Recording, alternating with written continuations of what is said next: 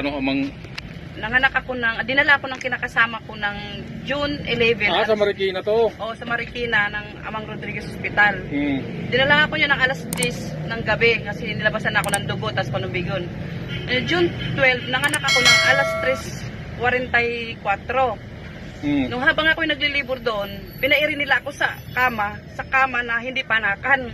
Ngayon, nung pinairi na nila ako, may nilalagay sila para padulas. Palabas na yung baby sa puwerta ko, inipit nila yung paa ko. Sabi nila, ipitin ko daw yung paa ko. Bakit daw? Hindi pwede manganak doon kasi madumihan yung kama. Ay hindi nang panakan eh. Hindi na tapos, so inipit nila yung paa ko, hinawakan nila, sa kanila ko dinala sa paanakan.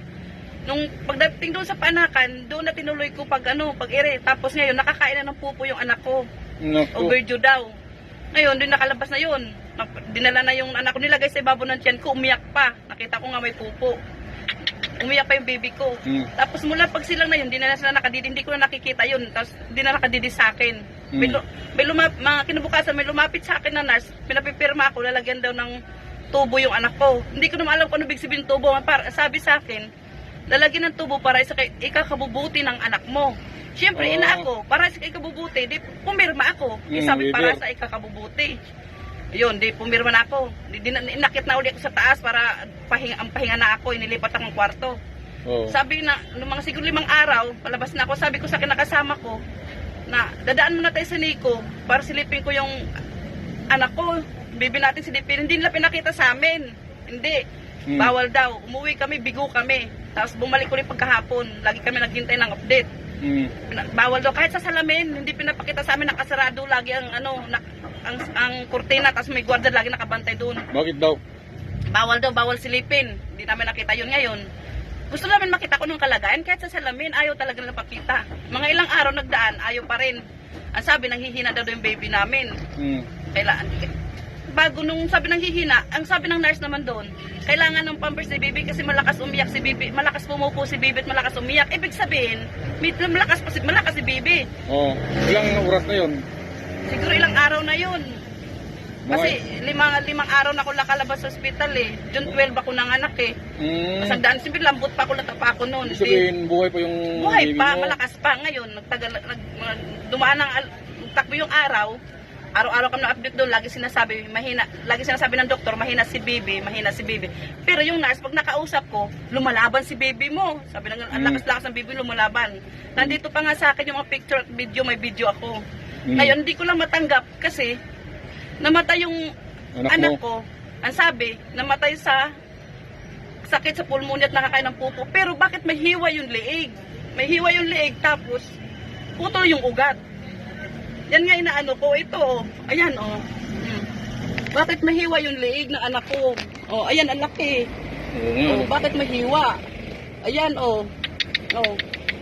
Grabe naman ginawa sa baby mo. Ang lusog ng baby ko. Hindi kaya pinagpraktisan yan? Yan. Kita mo? Ang ginawa sa karton. Tapos dinala sa morgue.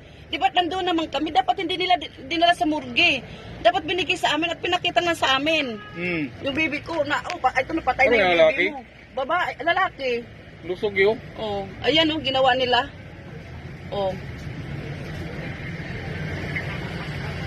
Ginawa nila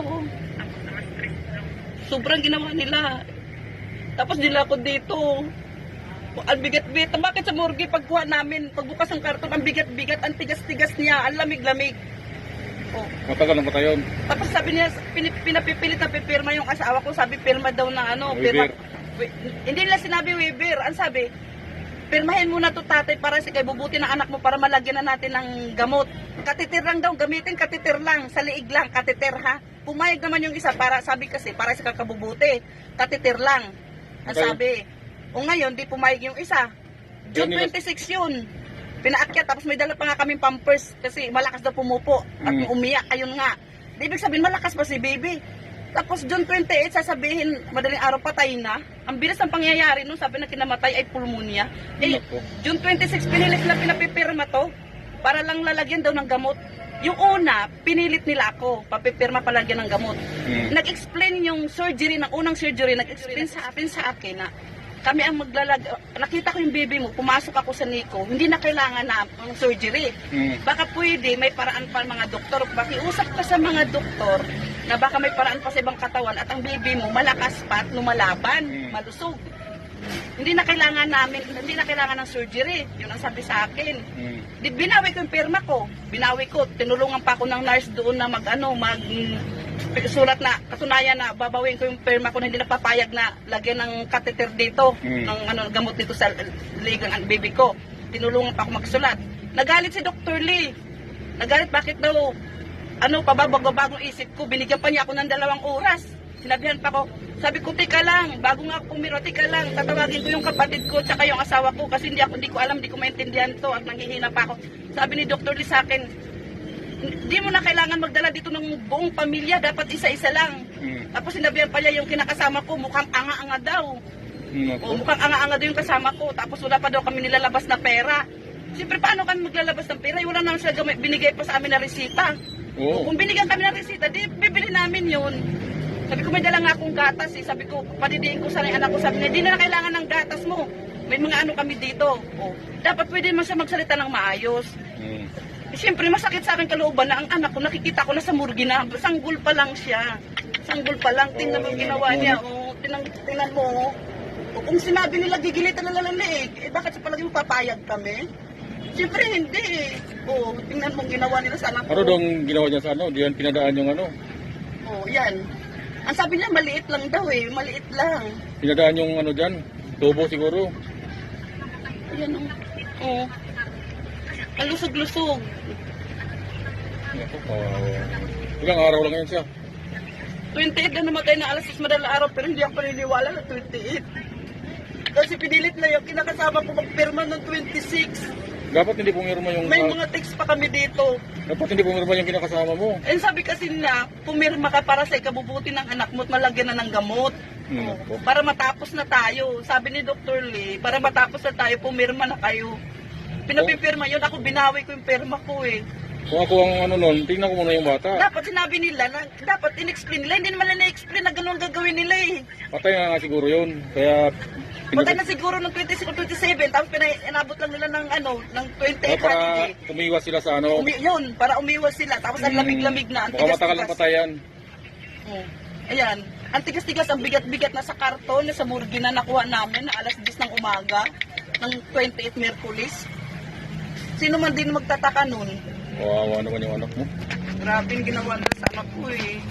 Ano sabi niya, pumunta ka kay Juan? Pumunta ako kay Sir Tulfo, tinurok sa DDOH, tapos nakarating na sa kanila yung namin, yung letters namin doon sa Amang Rodriguez. Ngayon pinatatawag kami doon ng meeting, pero hindi ako, doon baka mapirmahin naman kami, hindi namin alam. Hindi naman kami nakakaintindi. Maganda dyan, kasama ka ng staff kay Serapi. O babalik uli kami doon na ito sir, kami tinulungan kami ni Sir Tulfo na mag-autopsy yung anak ko.